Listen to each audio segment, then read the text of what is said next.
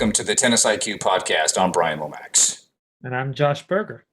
On this episode of the podcast, we have a conversation with two guests who are extremely well known in the tennis industry, Jeff Bearup and Tim Donovan. The resumes of both of these guys are pretty impressive. So as a player, Tim played professional tennis for 4 years in the ATP Tour and achieved a top 300 ranking in singles. Prior to that, he was a standout player at Brown University for his entire 4 years there, reaching a high of number 6 in the NCAA Division I rankings. As for Jeff, Jeff is a coaching legend in the tennis industry and has numerous accolades and awards, including USPTA Coach of the Year, and he's also been enshrined in the USTA New England Tennis Hall of Fame. Now, Jeff and Tim actually met on the tour in the 90s when Tim was a player and Jeff was a coach. And then after that, the two of them founded the New England Academy of Tennis, which as an institution has developed thousands of players who have gone on to play at various elite levels of the game. Now, as Jeff continued his coaching career with the Academy and other endeavors, Tim went on to found Donovan Tennis Strategies, which many of our listeners may be familiar with. It's a college placement service for tennis players. And now Jeff and Tim have come back together again to form Crosscourt Consulting, which is a business that assists families through the complexities of junior tennis development. In this conversation, we talked about the experiences that each of them has had at various levels of the game, which I thought was interesting, see junior tennis, college tennis, ATP level. And then some of the difficulties that junior players are facing in today's world, especially with respect to college tennis recruiting. So Josh, I thought that this was there were a lot of good nuggets in this conversation. Are any that you want to highlight before we get into it?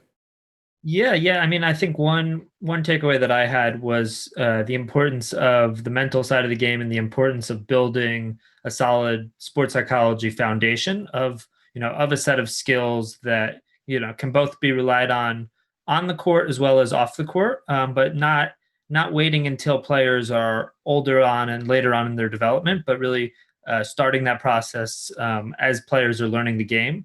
I know Jeff talked a lot about that within junior players, and Tim spoke a lot about that, within juniors going about the college recruitment process.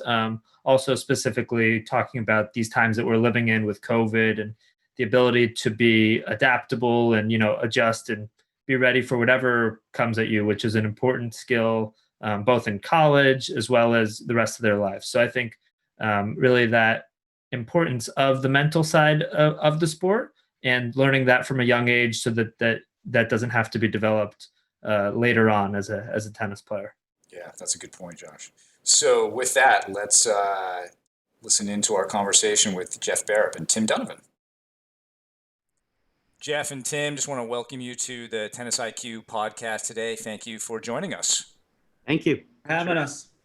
I've known you guys for a long time, but I think it would be really worthwhile for our audience to hear, a bit of background. And Tim, I'd like to start with you because, in doing some research for this podcast, going back and looking at your record in college and so forth, what I see is a real demonstrable record of winning and knowing how to win.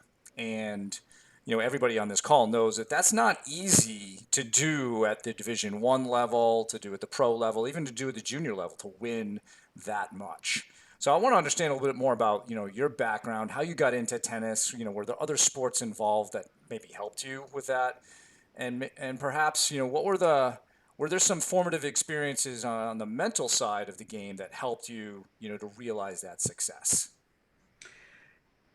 Well, again, thanks for having us. I think a lot of it goes to my background growing up. I felt like I had to be mentally tough as the youngest of 11 children, where, it was very different back in that era. There was not a lot of, okay, well, my parents are focusing only on me and they're taking me to this lesson, they're taking me to that lesson. We had some tennis courts, some cement tennis courts built in our neighborhood. And I started off just walking up to the park and playing tennis. So I felt like that helped me. Again, it wasn't, nothing was really given to me. And I sort of had to, fight and claw in tennis, just as I had to do as the youngest of 11 kids. So I think the very early formative years sort of set me up with the right mindset that, I had to work. I had to work at it. And I was, I was always on the small side too. So eventually at 5'8", but, in the younger years, always one of the younger ones and, for my age, and also feeling like that was more of a reason that I had to be tougher and work harder than others. So I think that sort of background ended up helping me. Yeah. And did you play other sports, Tim, growing up? Did any of that Yeah, help? I did. I played basketball in grade school up through the 8th grade, so competitive basketball. And then in high school, I focused solely on tennis. But we just didn't have the ability, during the winter for me to go and play 5 or 6 days a week. So I still played, perhaps 3 days a week, but that's where, the basketball helped to keep me fit and helped with athleticism and conditioning and all of that. So, so yes, that was important to me. For sure. Good. And Jeff, give us a little bit of background on you, because you've got a long history in the sport and a coach who's got a ton of accolades. Can't even list them all. They're such a long list, but I guess let's maybe more talk about your coaching career. How did that begin? What was sort of the entryway for you to get into coaching, and how have you developed, still this enthusiasm for Yeah. teaching the game? Yeah. Thanks. Well, and thanks for having me. My stories, there's some parallels with Tim as well. I grew up as a multi-sport athlete. Mm-hmm. And by the time I got to high school, I was groomed to be, my dad was a high school football coach and the basketball coach and so on. So very early on, I was groomed to be, a player of multi-sports, but I didn't grow. Everybody started growing but me. And what I was really great at as a youth, I wasn't really great at anymore when I got to high school, or at least everybody was much bigger than me. And it wasn't that fun. Yeah. So I only grew up playing tennis, in the summers when I was a young kid. But as everybody was growing and I wasn't, I gravitated more to that sport. And like Tim, I hit off the wall, I hit off anything, hit with anybody, and grew to love the game. Both my parents were educators, so I think this teaching process, if you will, has always been ingrained in me or part of who I am. But I loved coaching more than I loved playing. Mm. And I became such a student of the game on many levels and in many ways, and in my background reflects all those pathways, if you will. But I continue to learn. As a coach, I think, when I thought I knew the most, I realized I probably didn't know much at all. And now that I know a lot, I feel like I don't know a whole lot. I feel like I got to keep going and keep learning with the sport that's changing all the time. So it's been a passion of mine. It's even trying to get away from it with some of the things I do now. I'm still back on the court coaching. And I just love that whole process. I love the process of learning. I learn from myself. I learn from my students.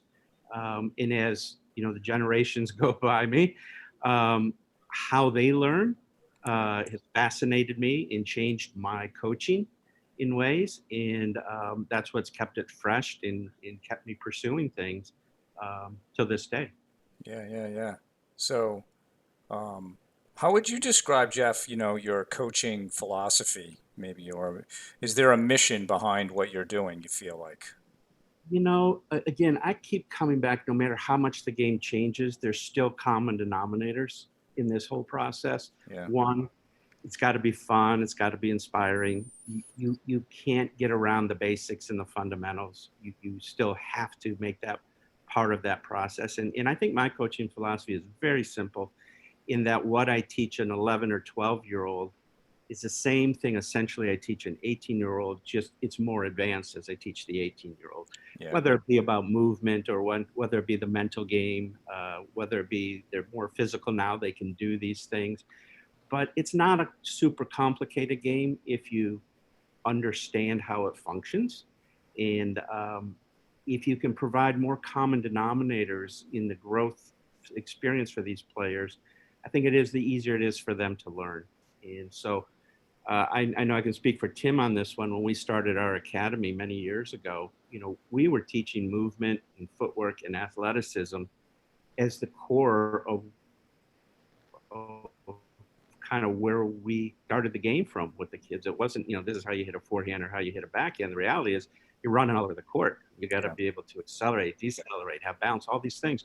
So that's kind of always been, although it's evolved, it's only evolved in that maybe some of the changes in the game, how we play the game has evolved, but teaching kids or teaching people is relatively the same way for me. And that's been a constant, and it's been successful for as long as I've been doing it. So that definitely makes sense. And it was great hearing a little bit about each of your backgrounds. One question that I had is just based on that similarity of, growing up as one of the shorter players, one of the smaller guys. How did that affect your mindset? Did that make it so that you didn't take anything for granted or had sort of an underdog mindset going into matches? Yeah, I think there's some of that underdog mindset.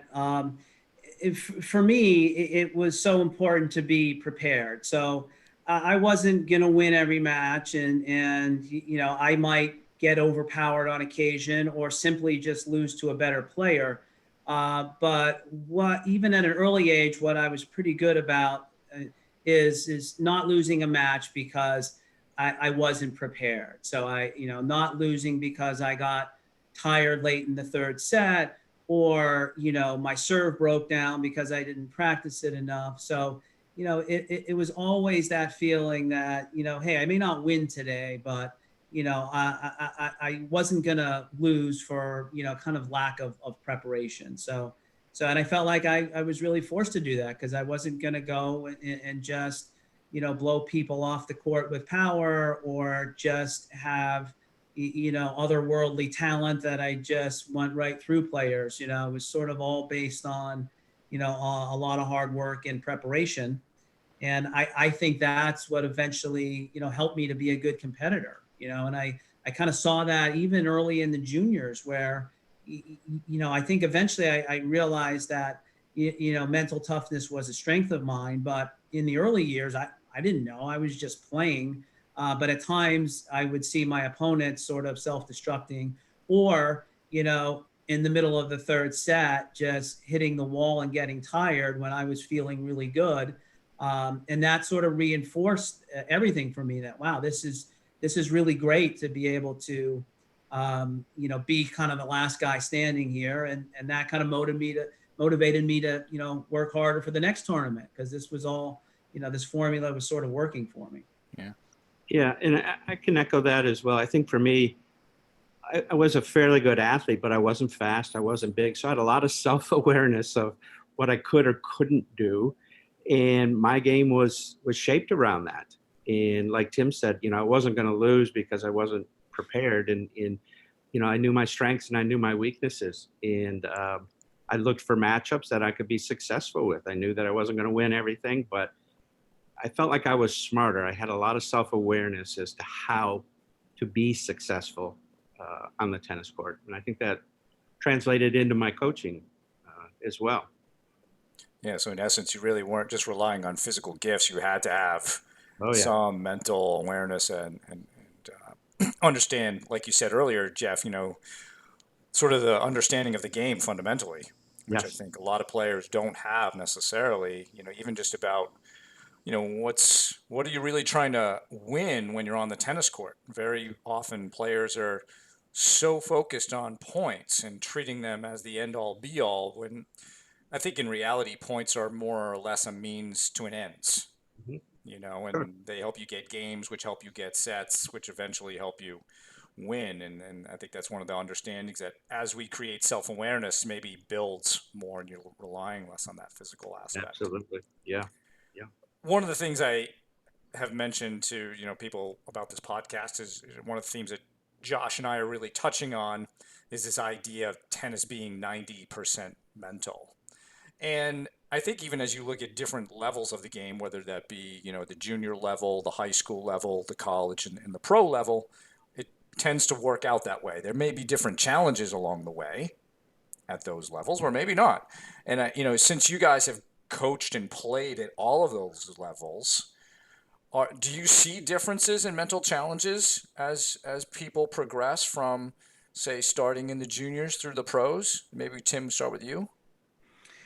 Yeah, I think as you go up levels into college tennis and then professional tennis, everybody's so good that, really the mental side of it often, defines, who the best players are. So, I think early on in the juniors, there's sometimes can be a drastic difference in the level of this player and that player. And so that match, how it's going to go. But, often as you get to that highest level, it has to do a lot with, the mental side of it. And there's moments even the best players, I think, struggle with their confidence. It's not, it's not easy to, as you said earlier, win all the time. And sometimes you have to, work through periods of, well, hey, I'm not really playing my best and I'm not necessarily sure why. But as you progress into college tennis and professional tennis, I think you have these experiences to fall back on of, well, hey, I remember, I had that stretch of 5 weeks back in college where I was just playing lousy. But I remember it just took, some hard work and just hanging in there and not panicking, and it comes back. So I just think the longer you're playing and as you go to these next levels, you just have so many other experiences to draw on that you've gone through before that can really help. Yeah, it sounds like that's actually part of what can fuel your confidence and self-belief as you go along, building that sort of bank account of experience. Yeah, you've been, you've seen a lot as you get older, and you've played more and more matches, and you can always sort of, rely on some of that experience. Yeah. Jeff, what are some things that you see as, players develop and get to that highest level? What are they dealing with different things? Well, I think, from the juniors to the college, you go kind of still from an individual sport to a team sport. I think there's some benefits of learning in that environment that are different than in the juniors. However, there's a huge jump from, in my opinion, from college tennis to professional tennis, where you have a support system, you have that constant coaching through matches, et cetera, et cetera. And when you're out there on the tour, you're back in that individual environment and you're with, you're playing an entirely different game. Some people around you have the support systems, you may not. And so I think that, that helps build that character and that awareness of, what's it going to take for me to succeed here? I think we do a lot of hand holding early on in our players' careers, especially in the juniors, and they aren't exposed to a lot of this. I think a lot of times as coaches, we make mistakes in how we set them up for success with certain tools. But I think this mental game is something we, for the most part, don't teach a lot of. It's taught as an adjunct or a sidebar issue and not part of developing as an athlete. So I see this as something that develops much later in players that I've worked with. And I think, the college process is a great experience where you can have that constant coaching and on-court coaching and coaching on changeovers, et cetera, et cetera. And then that big jump off to the pro game is a whole nother experience of this awareness of what tools do I have, or how or why am I not succeeding out here mentally, emotionally. Right. Absolutely. Jeff, one question just to get a little bit deeper into that. What do you think is, and I guess this is really for both of you, what do you think is the best way to introduce tennis players to the mental game a little bit earlier so that, they don't start developing their physical skill sets and go through, as many of these rough patches without having that mental component? And Tim can speak to this too. I think one of the things we've always tried to do and advocated to players is find common denominators very early on, things that they already do that are ritual based or routine based. I always ask them, how do you go about your homework? Do what's the process of doing that? What are the common denominators between, learning an instrument and playing tennis, or your school homework and playing tennis, and try and find these things that they do that are common denominators of what helps them be successful, and then continue to layer on and build on that. I think we coach poorly at times of how we structure drills or time on court. I think as an industry, we could do a much better job at incorporating ways that the mental part is part of what's driving this whole thing.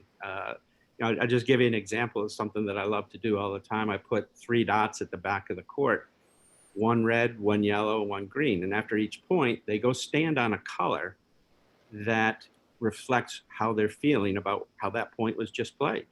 If it's green, they're okay. They're moving forward. They're aware. If it's red, they're in some sort of a crisis mode. They're frustrated or what have you. And I don't coach them verbally at that point. I let them try and work their way through that, or on a changeover, we'll sit down and talk. But I think there's so many creative ways that we can bring coaching the mental game into this without having to make it this laborious conversation with them and bore them with things that they don't necessarily connect with. But if I see certain things out there, like the red, yellow, green process, on a changeover, just ask them a couple of questions. You played 3 points green and then you went to red.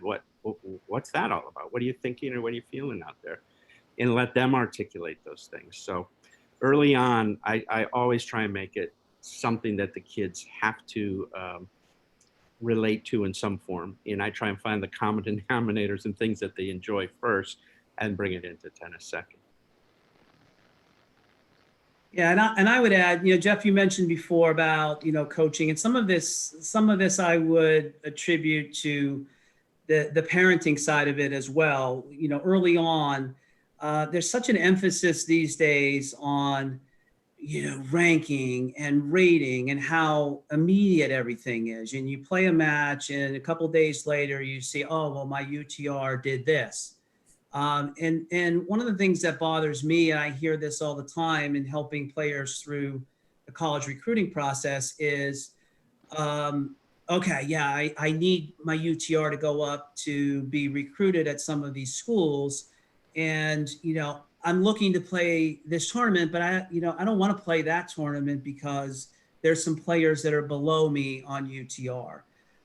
So, I just think that's such a destructive way of looking at competition, where this idea that, you want to shield players from any match where they could have a result that hurts their ranking or rating. And I have nothing to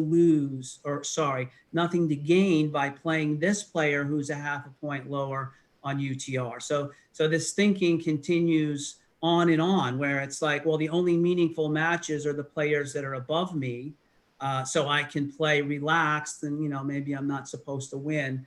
That really bothers me, and I think that sets players up to kind of be weak mentally. That okay, well, yeah, maybe I can play well against the player I'm not supposed to beat, but put me out there against the player I am supposed to beat, and I just don't have the tools to handle that. Because I've never really had to. There's all this scheming to play this event or that event. Just go out and play. And you sometimes can develop more as a player by beating that player you're supposed to beat, where you're more nervous, where you do feel like you have something to lose. So I think introducing players at a younger age to that idea of just go out and play and try to get better, and not be thinking so much about, well, what is this result going to do to my ranking and my rating? Yeah, and I would agree with that. That's something that's, I never experienced that as a player growing up. I mean, I would play with anybody, and no matter what the situation was. I think with UTR in ratings, I think that's put a different twist on competition. And whether this is right or wrong, I always encourage my players to think a third below their level, a third at their level, and a third above their level when they're training, because there's different muscles mental muscles you train when you play a match that you're supposed to win versus somebody that's a peer versus somebody that's better than you. And there's so much to learn in all three of those environments. And as a coach, I think you need to be aware, okay, you're going to play somebody that's a little lower than you or may not be as polished as you, but these are the things you're going to work on. And, same thing, you're going to face a whole different skill set when you're playing somebody above you. You don't want to just go out there and hope you play a good match or get lucky and win some points. I mean, how are you going to play that player? What could you do to win more points or what have you? So that's a good point, Tim. Yeah.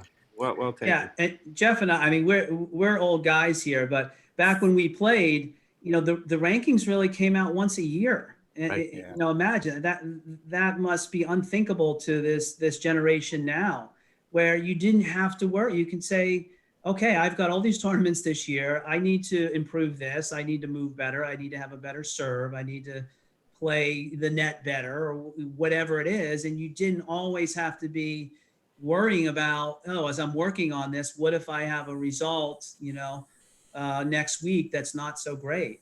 So you had basically a full year to kind of work through, your process of getting better. And so, I think these days it's a little bit more about, the short term and, what's going to affect my ranking and rating and not, the process of getting better as a player. And Jeff, to your point about the third, I mean, let's say you even make it to be a pro. I mean, doesn't that still hold? Are you going to refuse to play somebody who's ranked below you when you play a tournament? That's Right. just not possible, right? That's just the reality of the situation. Exactly. Josh and I recently spoke to Brian Barker, who I know you guys both know, and he talked about, one of the keys to his own success, but part of his coaching is trying to reduce the amount of pressure that players feel, which I think speaks to the whole ranking and UTR thing and college recruiting process. And as part of that, it got me thinking about, okay, so what do we do as coaches and sports psych professionals and even as parents? How can we create that environment for the player so they do feel less pressure and are able to perform the way they want to? You guys are obviously dealing with a lot of junior players who are on the pathway to college tennis or perhaps beyond. How do you help those families really, and if you can, how do you maybe phrase it, to get them to realize that taking pressure off is actually the right thing to do? Mm-hmm. Well, for me in helping families through the recruiting process, there's just so much pressure that they feel that every match is an indicator of whether they're going to be able to be recruited by this school or that school. And so first of all, I think it's just acknowledging that this really exists for everybody. So there's nothing wrong with you. You're not alone if you're feeling this pressure. But what we try to do is to say, hey, look at your level of play and take some comfort in the fact that even if you don't have this amazing stretch of tennis here that's going to catapult you to your dream school, you have this group of schools that are really good schools where you'd have a really great experience. So try to take some comfort in that, even if you don't have this amazing stretch of tennis, you're going to be okay. Everything is going to be okay. You're going to end up at a great school. You're going to play college tennis.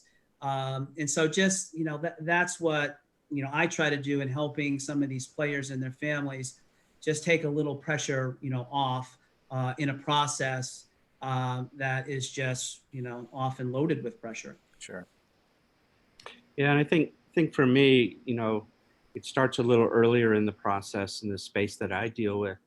The first thing is to get a good understanding of how they're defining success. So much is outcome driven that there's an inherent pressure already with thinking the wins and losses are how I'm defining whether I'm a good or a bad tennis player. For an example, I look for trends in a player's game. And when you practice, you isolate those trends. Maybe it's break points. Maybe instead of playing sets or just hitting cross courts or whatever, that we play points that are reflective of that situation. I'm serving at 30-40. Or when I get under these pressure situations, I only have one serve. To put them in there so they get more familiar, you see how they respond. They get more familiar with themselves, the self-awareness again of what's causing this stress or what's causing this anxiety that's preventing them from performing how they want to perform. And I try and keep it that simple and keep it on the positive side as opposed to the negative side of, why I'm not succeeding at this, but this is how I can succeed. Hey, you know what? You continue to go to this target where your best target is to go here with your serve or your first ball or what have you. And provide them that sense of awareness and confidence. So when they do get in that situation, that's what they're remembering. That's what they fall back on. Yeah. So to that point, Jeff, where you're trying to make these pressure moments feel more normal and they become more normal the more that you navigate through them. Yeah. I think at least 3 out of 4 of us are a little bit on the older side. And I think back when we were training, we probably played more matches than clinics. Is that true for the both of you? I know that was true for me. Yeah. That was true for me too, for sure. And so is that a potential barrier to some of the players now where they're not getting as much exposure to how to handle those match situations because they're more in structured activities? I see your point on it. However, I think the game is very different. I think, the level of play is much greater. We always identified play as kind of styles of play. And now we're in this space where we're talking about rally lengths. And we're talking about, how do we maximize, what your strengths are, your speed or what have you. So, I think coaching has had to come into it more because, it is literally part of what this game has evolved to at this point. I think when it first turned professional and we all got involved and played for the joy of it because it was new and fun and, versus what it is now, it's a big business now on a lot of levels. And I think, we as coaches, I still think it's needed, Brian. I don't think just playing matches gives them. Oh, sure. I get that. Enough, Yeah, I get that. Yeah.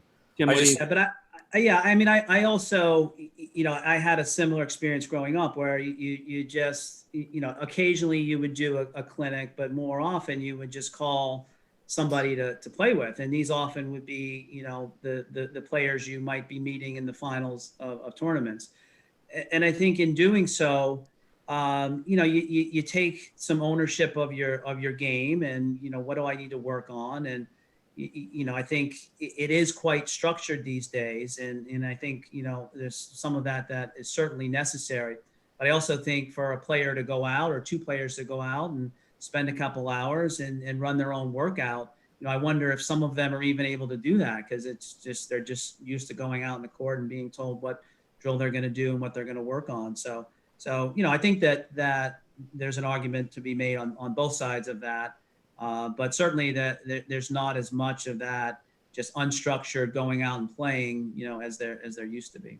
And you bring up a good point, Tim. I got a text the other morning from one of the clients who was going out to work out and asked what and how she should practice because the conversation I had with her the day before was, you need to learn how to practice. You're going out and, just hitting hundreds of cross-court balls, and that's not how the points are played, and that's not what you should be doing. And she had no idea how you could even just take a cross-court rally and all the variations of what you could do with that relative to her game and her style of play. So you're right. I think, again, I know when Tim and I had the academy, we always would have a phase where the kids would have to partner up and give them a half court. Okay, you design your practice now. You got 30 minutes. And they'd had to communicate with each other of what they needed to work on and how they were going to do it and how it needed to be cooperative. We need more of that, but we don't do enough of it for sure. Yeah.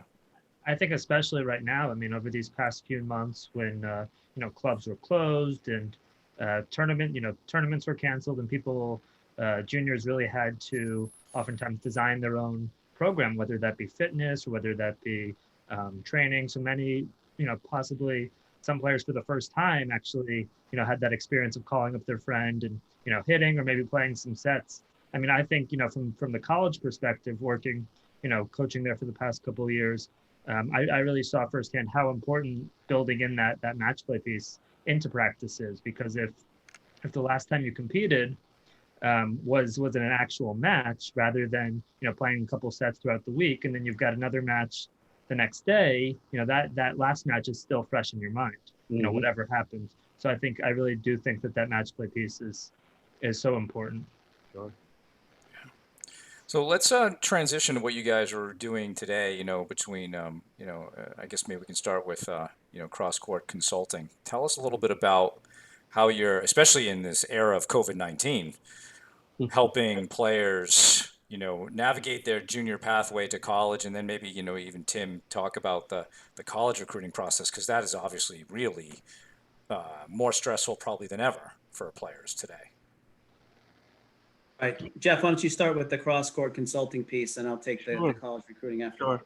So there's two pieces to our company. In the Crosscourt Consulting piece, we work with families very early on who are entering the sport, and this could be as young as orange ball players. And we first get them, let's just start with that space, an understanding of what should happen and why, what the parents' role is, and what's the purpose of this. And a lot of times these kids at that age don't have coaches, so the parents become the coach very early on, introduce them to the sport. So we do a lot of work with educating the parents on how to set the kid up to have a good experience and what their role should be. As we navigate through the orange and the green ball space, when we get in the yellow ball space, we do everything from developmental planning, which is kind of establishing, goals and priorities and benchmarks for them relative to their age, their growth and development phase, and so on. We do tournament schedule planning. The whole idea is to maximize their opportunities and to get them to understand that this is not a race. What we're trying to do is get these core fundamentals and these processes in place so that they develop correctly and they have a great experience doing so. Part of our goal then is, as we navigate all this with them, and we have clients throughout the country, as we navigate this process with them, we try and set them up when the college phase comes up to be in the best possible position. And Tim takes over the client, if you will, and helps them navigate that phase of their career. So Tim, if you want to talk a little bit about Donovan. Yeah, and I think we're talking about mental toughness today, and handling adversity is obviously a big part of that. And you probably, none of us probably could have imagined the level of adversity that we'd be facing this year. So there's a large component of that in the college recruiting process. So come March, for the players who are in their junior year, that's a big time for them to be out visiting campuses, meeting coaches, leading into the summer where coaches are going out watching players compete and getting to know them better. Oftentimes, whether it's the spring or into the fall, the senior year, where players are going onto campuses and spending a couple of days doing an official visit and going to classes and spending time eating meals with the team. And so none of that is happening this year. But it's forced us and our clients to be, flexible and innovative. That there are ways of doing this. And if you sit around and just sort of feeling, badly and sorry for yourself that this is all happening to you at this time, you're not going to have a good outcome with this. So we've been encouraging players to be creative. That they've done, during quarantine, they've done some conditioning videos in their basement. They're doing, they're videotaping and sending a coach, ladder drills, and they're hitting off the basement wall, or they're going out in, some of the kids in urban areas out in the back alley, hitting balls off the wall, sending things to coaches, just sort of letting them know that, hey, listen, this is not ideal, but I'm going to make the most of this. And in doing so, you're sort of showing them the kind of kid that you are, the kid that comes into college who will make the most of any situation, who will be able to deal with, the difficulties that are part of college teams and the difficulty of, not being in the starting lineup when you think you should be there. So we've really tried to encourage these kids to, in some ways, if possible, look at the bright side here and look at this as an opportunity to show a college coach, hey, what can I do? Am I just sitting on the couch, not doing anything and just feeling sorry for myself? Or am I working harder than ever on my conditioning? So there's part of that developing this right mindset of handling adversity that we've tried to help these recruits go through. But as far as just the process, yeah, I mean, it's for the 2021 class, it's more complicated than ever. Kids currently on college teams are allowed to have another year of eligibility. Some of them may take it, some of them may not. That affects the number of spots that are available. That affects the number of scholarships that are available. So it really has been a trying year in the college recruiting front. But to those kids, or for those kids that, can take the right approach to it, we've seen a real payoff, and coaches really feeling like, wow, this kid is handling this situation really great. And this is the kind of kid I want in my program.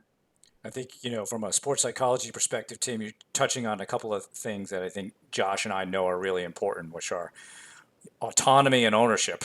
And you're really helping these players, take more control over what they're doing. And at the same time, building their character and concentrating on being the best person, not only just the best player, but the best person that they can be. Yeah. And, we at Donovan Tennis Strategies, I mean, we help players navigate the recruiting process, but there's also an element of helping them to take ownership of it and, making in some way, helping them to become more mature, as you said, more responsible, more accountable.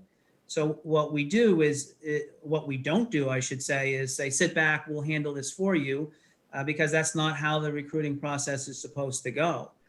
You need to get to know a coach. The coach needs to get to know you. And the coach needs to understand that you're independent and reliable and responsible. And so, we do some of that as well, in helping them to understand that this is your thing. We're not going to school. Your parents aren't going to school. So let's help you to take some ownership, and let's help you develop some of these tools where you can, do this effectively. Yeah. And some of the coaches out there are not handling it well either. They're a little bit unsure of how to even recruit in this environment. Right. Yeah. And we talk to coaches all the time. And again, it's really, it's kind of an imperfect process this year, because, I just talked to a coach yesterday at, one of the more popular schools anywhere in the country. And he was just saying, it's just so hard. I mean, I've got 6 or 7 kids, and I can take 2 of them, and they're all pretty, similarly ranked. They're all, capable enough students. I normally would be out watching them play, at the hard courts right now. I probably would have watched some of them play at the national clay courts, and I can't do any of that. I'm sitting in my office re-looking at videos, and it's imperfect. So it's imperfect on both sides of it. But, you still are able to do some things to move it along, and, doing virtual tours of campuses, talking to coaches, talking to players on the team, and really trying to make the most of it. And, kind of circling back a little bit, echoing what Tim is saying at a higher level, at this more elementary level or younger age, it's very granular. For example, when we do developmental plans, there's an intimacy that the player gets to know about their game, as opposed to just going to clinics or just taking lessons. Through this planning process and educating the parents on what their role is at a younger age versus when they get to be 15 or 16. And so part of what we try and establish, Tim and I try and establish very early on with players, like I said, at this granular level is this awareness. So is that they aren't, when they get to Tim at this point where everything is a big surprise to them, they have this skill set already. They know their game. They can sit down with a coach in a recruiting process and talk articulately about their game and what they're working on in their game and what they hope to do with their game and so on. So, there's a lot to that, and the developmental planning process is huge. And most players don't do that. Most coaches don't do that, only because it's such a big lift to do and requires a lot of time. But it's huge, and it ends up being a great foundation for when they get to this college space. Yeah, I love the developmental plans that you do, Jeff. And I think while it is a big investment of time and a big lift, as you said, I think maybe that's just the initial time, right? After that, it's more or less kind of updating it. You've got the framework for it. Everybody knows what their role is, which may evolve over time, but it's really just an initial thing. And you're right. I think it'd be great to see that more from other coaches. And I know that your plan has that mental component within it, and I think which is fantastic, because then you can begin to integrate that into that holistic training of the player. Exactly. Yep. Josh, anything from you? Yeah, well, one thing that came up, Tim, as you were mentioning, players who are going about the college recruiting process, is really the uncertainty of it all. And I think, number one, dealing with adversity is that skill that they're really developing right now that they'll be able to draw on later times in college. I mean, there's, whether it's something with the lineup or a match that they play or an injury that they experience, there's always that adversity, but also that, just being able to embrace that uncertainty of this moment. Is that, are those the types of conversations that you're having with players right now about, controlling what you can control? Because, many conferences around the country have canceled fall championships, and, there's a lot of question marks right now. Yeah. I mean, we're just, as I said, having them try to take the bull by the horns here. And it's easy because over a 4-month stretch, they didn't have any results to report. There's nothing exciting, so to speak, in the recruiting front for them to report to coaches. So sometimes it was a challenge to sort of get players to say, hey, listen, I know you don't have that much to report, but you do need to check in with coaches and even just to see how they're doing. I mean, this hasn't been an easy time for anybody, and you can build a relationship with a coach, and for a young recruit who's 16 or 17 years old to kind of deal maturely with a coach and see how they're doing through this and how their families are doing. So it's just some of that, just developing maturity through all this that I think is important, that also ends up being, really helpful to them. It could be helpful to them at the end of the day, where a coach says, wow, this kid has handled this process better than most everybody else and handled this adversity better than most anybody else. And sure, there's some other good players too, but, this is the one I want. So, I think it's for those that have been willing to, invest the effort in doing this, it's proving to pay off. So guys, as we wrap up here, I want to be respectful of your time. What's the best way for people to connect with you? Whether that's through your websites or other social media, maybe, Jeff, can you give us, the best way for people to connect with you? Sure. They can reach us at crosscourtconsulting.com or contact us at 617-842-5901. You can also find us on Tim's website as well. Tim? Yeah, donovantennis.com. So we have a prospective client questionnaire. So we do two things at Donovan Tennis. We have consulting, helping players navigate the recruiting process, players and their families. And then we also run 3 showcases. So with COVID this summer, our 2 summer events, we were not able to do them, but we did do a virtual event and tried to be a little innovative there. But donovantennis.com, all of the information on the recruitment consulting that we do and the showcases that we run can be found on there. Well, Gentlemen, thanks for joining us. I feel like we could go on for hours. I didn't even get to like half of the things I really wanted to talk about, but I don't want to take 2 or 3 hours out of your day to do this. But I want to thank you very much for joining Josh and I on the Tennis IQ podcast. Thank you. Well, Brian, that was a great conversation. Really was. Do you have any final takeaways? I think one of the parts of the conversation I liked was the idea of whether practices are too structured or should they be more unstructured and practice matches, and the idea of players taking more ownership and accountability, maybe even in how they design practices. I thought that was interesting how Tim and Jeff talked about that and having players even design their own practices. And I think those are, some things that everybody, we should all listen to that piece, is just not go out there and necessarily blindly do what a coach wants us to do, but could we be working on some of our own things out there? Yep. Can we be going out and getting some practice matches, knowing that, I need to work on how I work through some of these situations. So I thought that was some valuable stuff, along with a lot of the rest of the conversation was really, really good. So I was really happy to have those guys on the podcast today. Thanks again to our guests, Jeff Bearup and Tim Donovan. For more on today's episode, please check out the show notes. As a reminder, you can follow or subscribe to this podcast on your platform of choice, on your podcast platform of choice. And you can also watch all of these episodes and subscribe on YouTube. If you have any feedback or you want to ask us a question about the mental game or any topics that you'd like us to address at some point, please email us at tennisiqpodcast@gmail.com and use the hashtag TennisIQ on Twitter. Look out for our next episode each week, and thanks again for tuning in.